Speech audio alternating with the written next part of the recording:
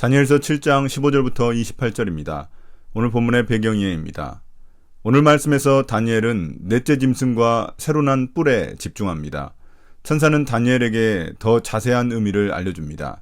10뿔 가운데 세 뿔을 밀치고 새로 난 11번째 뿔은 하나님을 모독하고 대적하고 하나님의 백성들을 괴롭히고 핍박하는 존재입니다.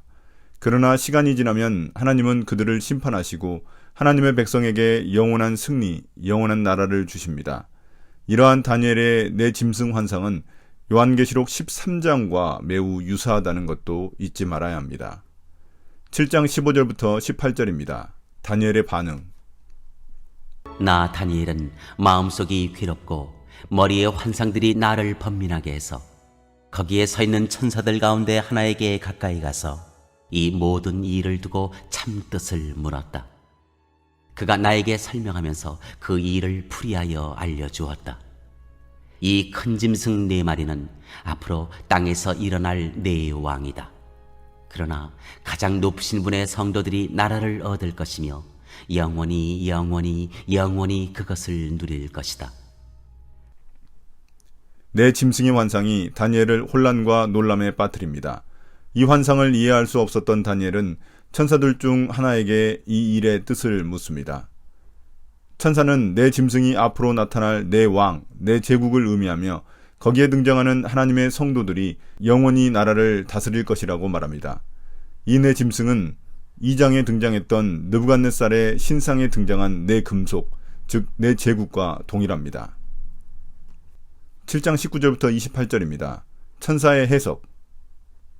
그때 나는 넷째 짐승의 참뜻을 더 알고 싶었다. 이 짐승은 다른 모든 짐승과 달랐으며 매우 사납고 쇠이빨과 노쇠 발톱으로 먹이를 잡아먹고 으스러뜨리고 그 나머지 짐승들을 발로 짓밟아 버렸다. 나는 또 그 짐승의 머리에 있던 10뿔과 새로 돋아난 다른 뿔 하나도 알고 싶었다. 그 다른 뿔 앞에서 세 뿔이 빠졌다.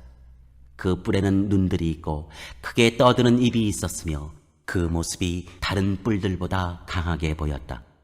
내가 보고 있을 때 새로 돋은 그 뿔이 성도들에 맞서서 전쟁을 일으키고 그들을 이겼으나 옛적부터 계신 분이 오셔서 가장 높으신 분의 성도들의 권리를 찾아주셔서 마침내 성도들이 나라를 되찾았다. 그 천사가 이렇게 말하였다. 넷째 짐승은 땅 위에 일어날 넷째 나라로서 다른 모든 나라와 다르고 온 땅을 삼키며 짓밟고 으스러뜨릴 것이다. 그 10뿔은 이 나라에서 일어날 10왕이다. 그 뒤에 또 다른 왕이 일어날 것인데 그 왕은 먼저 있던 왕들과 다르고 또 전에 있던 세 왕을 굴복시킬 것이다.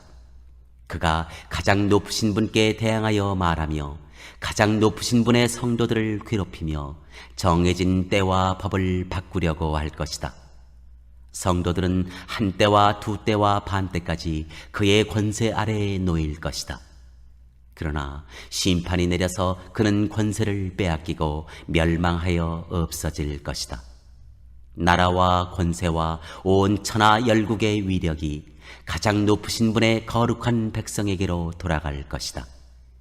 그의 나라는 영원한 나라다. 권세를 가진 모든 통치자가 그를 섬기며 복종할 것이다.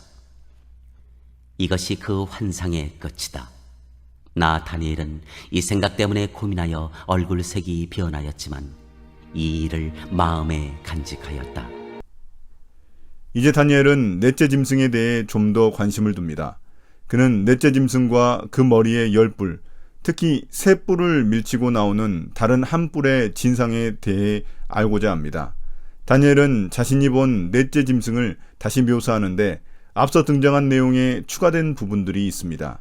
21절 22절에서 다니엘은 새로 난 작은 뿔이 앞서 등장한 하나님의 성도들에 맞서 전쟁을 일으켜 처음에는 그들이 이겼지만 예적부터 계신 분인 하나님이 오셔서 하나님의 성도들의 권리와 나라를 되찾아 주실 것을 보았습니다. 하나님은 진정한 통치자시며 왕이시며 재판장이시기 때문입니다.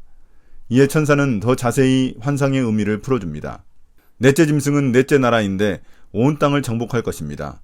그 10뿔이 왕들이며 다른 왕 하나가 일어나 이전 세 왕을 굴복시킬 것입니다. 그 넷째 짐승의 뿔은 하나님을 대항하고 성도들을 괴롭히며 하나님 백성의 때와 법, 즉 절기와 율법을 바꾸려 합니다. 이에 대해 학자들은 주전 2세기 안티오코스 4세 에피파네스의 유대인 박해를 가리킨다고 말합니다. 그는 유대인들의 할례, 안식일 준수, 돼지고기 거부 등을 명목으로 수만 명을 죽이고 성전에 가증한 우상을 두고 성전 제사를 금지시켰으며 안식일과 절기를 더럽혔습니다. 이때 마카비 형제들이 무장봉기를 일으켜 3년 정도의 싸움 끝에 주전 164년 예루살렘 성전을 다시 회복하게 됩니다. 그러나 중요한 점은 이 뿔이 이때만 일컫는 것은 아니라는 점입니다. 작은 뿔은 네로 황제일 수도 있고 역사상 그리스도인들을 탄압한 수많은 권세자들일 수도 있습니다.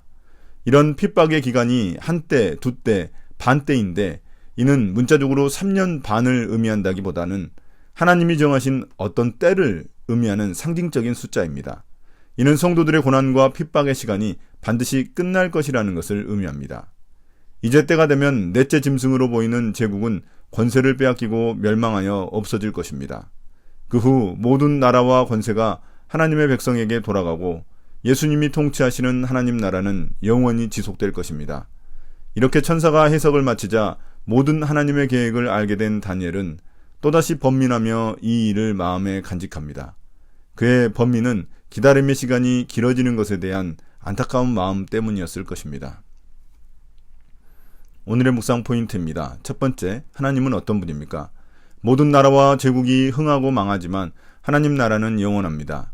넷째 짐승의 새로 난 뿔처럼 막강한 힘을 가진 세력이 한때 성도들을 괴롭히겠지만 최후 승리는 성도의 몫으로 정해졌습니다.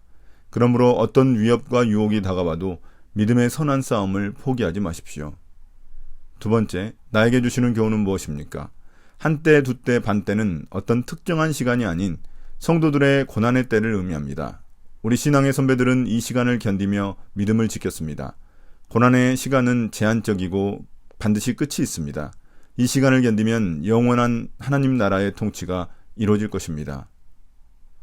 오늘의 기도입니다. 주님, 다니엘의 환상이 우리들의 환상이 되게 해주십시오.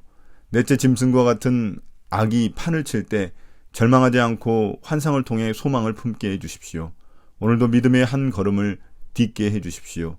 예수님 이름으로 기도드립니다. 아멘.